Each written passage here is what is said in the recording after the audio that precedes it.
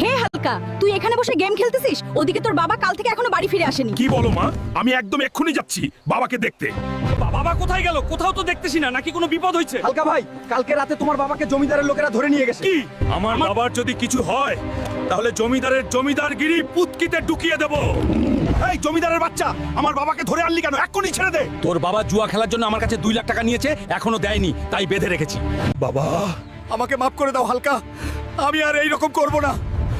আমাকে নিয়ে যা। এখন আমি এতগুলো টাকা কোথায় পাবো? এই তো দেখ, এখানে একটা রেসলিং কন্টেস্টের পোস্টার, তুইও একবার যে চেষ্টা কর। এই নীল টাকলুকে তো আমি হারাবো আর 5 লাখ টাকা আমার হবে। তুমি ভাবছো তুমি আমাকে হারাতে পারবে? তোমাকে বন্ধুরা, জলদি লাইক কমেন্ট সাবস্ক্রাইব করে দাও যাতে আমার শক্তি ফিরে আসে আর টাকলুকে হারাতে পারি।